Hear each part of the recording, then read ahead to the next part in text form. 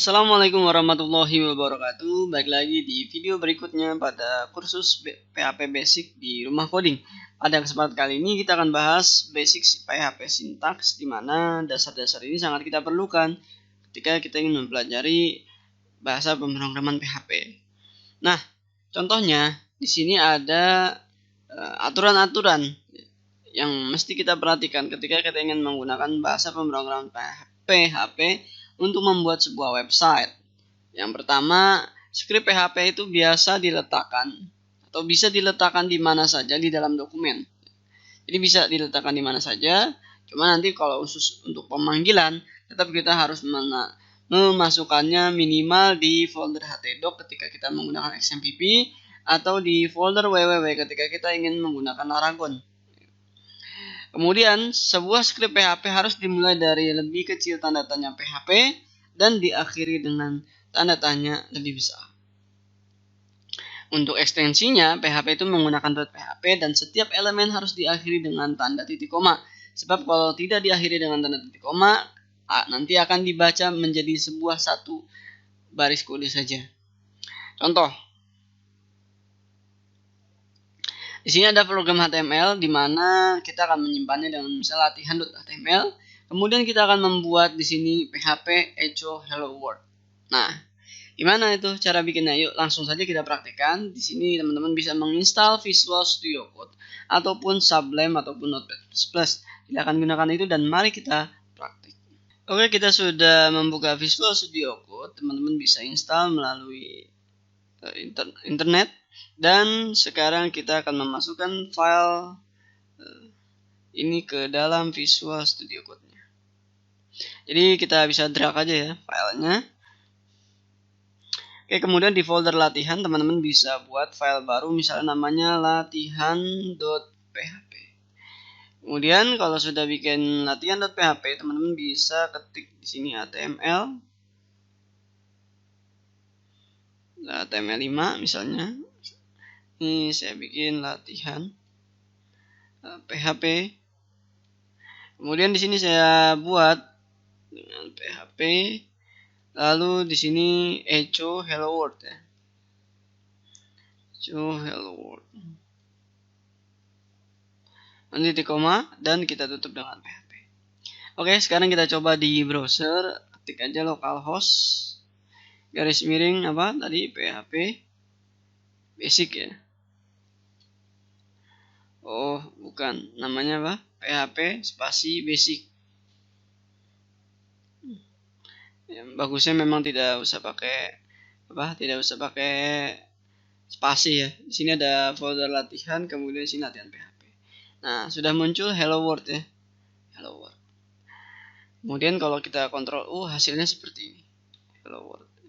Jadi awalnya kita hanya menambahkan PHP echo hello world, kemudian tampil sebuah teks yaitu hello world. Cukup mudah ya menggunakan PHP itu.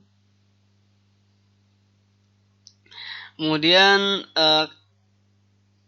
sintak-sintak di PHP itu memiliki case sensitif.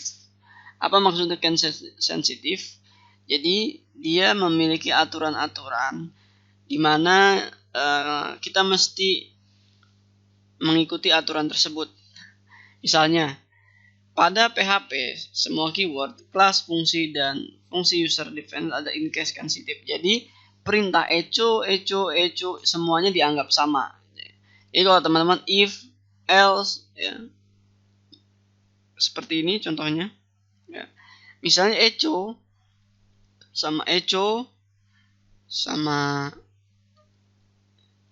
ini akan dianggap sama oleh si PHP. Nah, kemudian if, else, while, dan lain-lain sama ya. Jadi bisa in case sensitive. Contohnya gini. Echo hello world, echo semuanya sama akan menampilkan hello world ya. Jadi dia in case sensitive akan dianggap sama. Namun, semua variabel adalah case sensitive. Maksudnya, variabel color yang hurufnya kecil semua dengan variabel yang huruf pertamanya besar atau yang semuanya huruf besar adalah tiga variabel yang berbeda. Ya. Jadi gini, kalau di sini saya bikin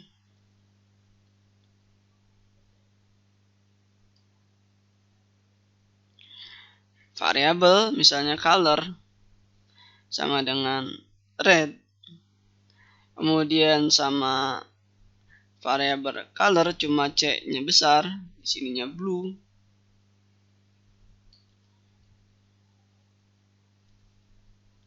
Dan di sini misalnya hurufnya besar semua, adalah misalnya yellow. Sekarang coba kita tampilkan di sini. Misalnya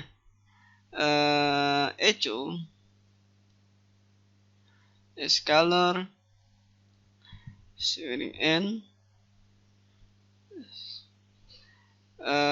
color n is color, koma. Sekarang kita coba lihat di sini juga tambahkan n.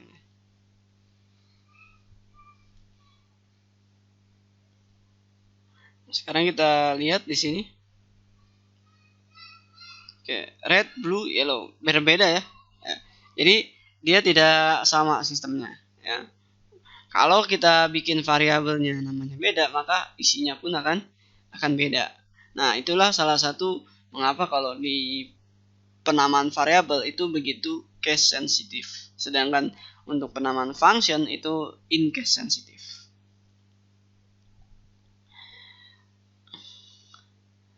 Ini contohnya. Kemudian apa nih? Setelah kita mengetahui bagaimana ciri-ciri dari in case sensitif dan case sensitif, kita mesti memahami dan mempraktikkan betul-betul bagaimana trik-trik membuat sebuah variabel yang tidak salah ya. Misalnya ada apa sih variabel-variabel yang bikin salah? Misalnya contoh kita menambahkan angka pada nama variabel. Nah, ini salah. Jadi tidak boleh sebuah variabel itu didahului dengan angka. Ini tidak boleh. Yang kedua yang tidak boleh adalah menambahkan spasi pada dua kata. Misalnya color me. Ini juga salah. Menambahkan dua kata. Kayak gimana? Sudah dimengerti? Terus gimana dong kalau saya mau pakai dua kata? Yang pertama bisa menggunakan underscore atau bisa juga menggunakan camel case. Metode camel case color me. Dua hal ini bisa kita terapkan ketika kita ingin membuat sebuah variabel. Dan satu lagi yang mau saya jelaskan, setiap variabel di dalam bahasa pemrograman PHP itu disertai dengan keyword dollar ini ya. Jadi kalau dolar habis itu nama itu berarti sebuah variabel. Ngomong-ngomong, apa sih itu variabel ya? Kayaknya kita dari tadi ngomongin variabel tapi belum tahu tuh variabel apa. Jadi variabel itu adalah wadah untuk menampung nilai yang sifatnya bisa berubah-ubah. Jadi di sini color me itu bisa yang isinya red itu bisa kita isi dengan warna lain. Contoh, bisa saya isi color me. Misalnya di sini saya kasih pink. Awalnya kan dia color me-nya red ya, kemudian di sininya pink. Sekarang kalau kita buka di sini, hasilnya adalah nggak mau tampil sebentar. Ininya ya, apa color me. Nah, oke dia jadi pink ya. Yang tadinya red, yang tadinya merah, karena saya taruh lagi di sini pink, jadi bisa berubah. Nah, itulah ciri-ciri dari variabel yang bisa berubah-ubah tergantung kita mau customnya seperti apa. Oke, demikianlah video tutorial. Oke, demikianlah video tutorial bagaimana kita memahami tentang PHP sintaks secara basic. Semoga video ini bisa membantu teman-teman untuk membuat website menggunakan bahasa pemrograman PHP. Sampai ketemu di video selanjutnya. Assalamualaikum warahmatullahi wabarakatuh.